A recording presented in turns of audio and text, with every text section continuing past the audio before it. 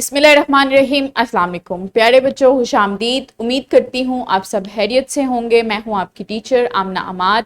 जैसा कि आप जानते हैं, हम बाब नंबर 3 पढ़ रहे हैं मुस्लिम, जिसमें हम मुस्लिम रियासत सल्तनतों के बारे में पढ़ रहे हैं। फातमी, सल्जूकी, अयूबी, उस्मानी और सूफी सल्तनत और सलीबी जंगों के बारे में। आज का सबक पढ़ने के बाद बच्चे इस काबिल हो जाएंगे कि वो फातमी खानदान का मुख्तसरन तारुफ कर सकें और फातमी खानदान के इंतज़ामी ढांचे को मुख्तसरन बयान कर सकें। आज का जो लेक्चर है वो लेक्चर नंबर 2 है, फातमी खानदान और उसके इंतज़ामी ढांचे के बारे में। सबक का आगाज करते हैं सरगर्मी के साथ।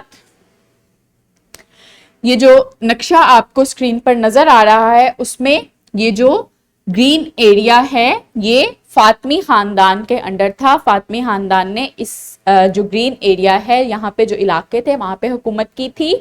और जो ये येलोइश एरिया है, यहाँ पे सल्जूक सल्तनत कायम थी। सल्जूक सल्तनत के बाद जो फातमी थे वो आए थे और उन्होंने अपनी हुकूमत की बुनियाद रखी थी। और आज हमने फातमी खानदान के बारे में पढ़ना है कि उनकी हुकूमत जो थी वो कब से लेकर कब तक थी और उनका जो इंतजामी ढांचा था वो क्या था, वो किस तरह से अपनी हुकूमत का निजाम चलाते थे। इस्लामी नुक्ता नजर है, मोमिनो खुदा और उसके रसूल सल्लल्लाहु अलैहि वसल्लम की फरमाबरदारी करो और जो तुम में से साहिब हुकूमत है इनकी भी। और अगर किसी बात में तुम में इख्तलाफ वाक़या हो तो अगर खुदा और उसके और रोज़े आखिरत पर ईमान रखते हो तो उसमें खुदा और उसके रसूल के हुक्म की तरफ रुजू करो। ये बहुत अच्छी बात है और इसका माल भी अच्छा है। सूरह निसा की आयत नंबर 59 है ये, जिसमें अल्लाह ताला फरमाते हैं कि अल्लाह और उसके रसूल की अताअत करो और उन लोगों की भी जो तुम पर हुक्मरान मुनसब हुए हैं।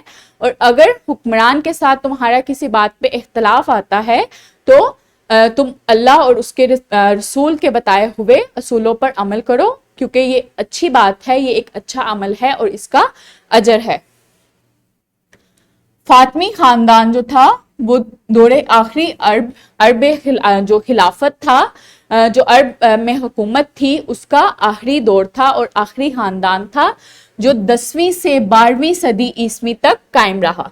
ये सल्तनत शुमाली अफ्रीका से किरवान शहर में अब्बासी खिलाफत के जवाल के बाद कायम हुई। जब अब्बासियों का जवाल हुआ अब्बासी खानदान का, तो वहां पे जो फातमी खानदान था उनकी बुनियाद रखी थी और उन्होंने अपनी हुकूमत का आगाज किया था।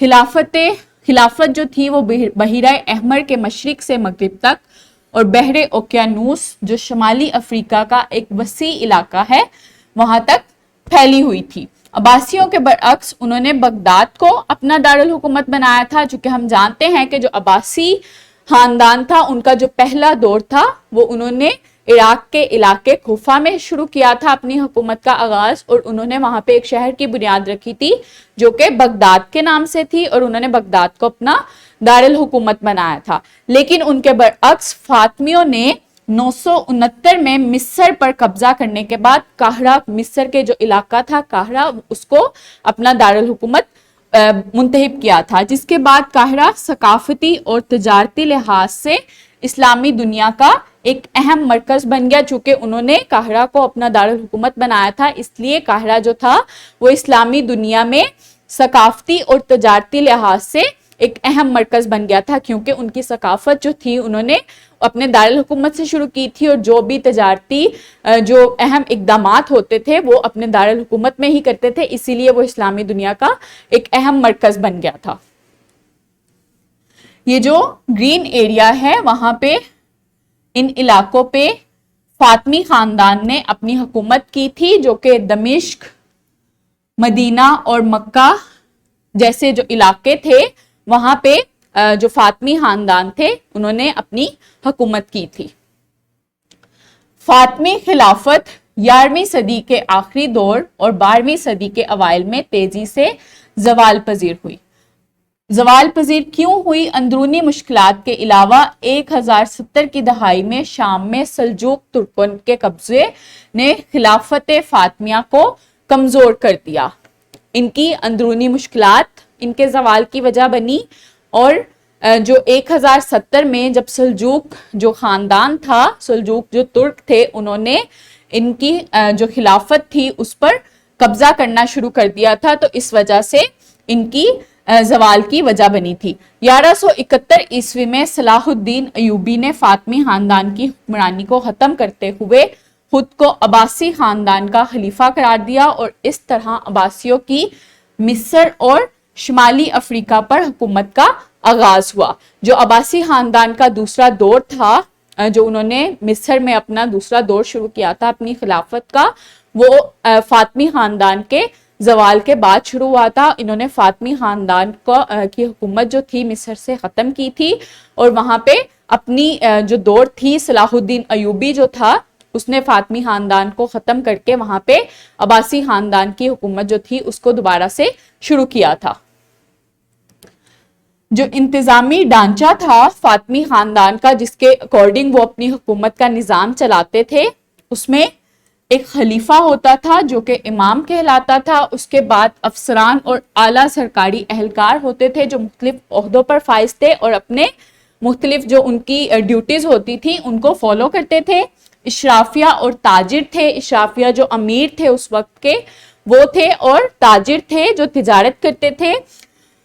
تاجر، دکاندار اور کسان آتے تھے چوتھے عہدے پہ، اس کے بعد طلبہ، اساتذہ اور جج آتے تھے، پھر کاریگر آتے تھے، پھر خواتین، اور پھر غریب اور بیکاری جو لوگ تھے، جو فقراء تھے، وہ آتے تھے۔ اس طرح ان مختلف گروہوں میں انہوں نے اپنا جو انتظامی ڈھانچہ تھا اس کو ڈیوائیڈ کیا ہوا تھا، جس کے اکارڈنگ وہ اپنا نظام جو تھے اس کو چلاتے تھے۔ سو پیارے بچوں، آج ہم نے کیا پڑھا؟ فاطمی خاندان 10ویں سے 12ویں صدی عیسوی تک قائم رہا۔ فاطمی سلطنت بحیرہ احمر کے مشرق سے مغرب تک اور بحر اوقیانوس جو شمالی افریقہ کا ایک وسیع علاقہ ہے وہاں تک پھیلی ہوئی تھی۔ خالی جگہ پر کریں، اس میں جو آپ کو صحیح جواب لگتا ہے اس کو لکھیں۔ اس کے علاوہ مختصر سوال کا جواب لکھیں اپنی نوٹ بک پہ۔ فاطمی اور ایوبی خاندان کے سماجی ڈھانچے کا موازنہ کریں۔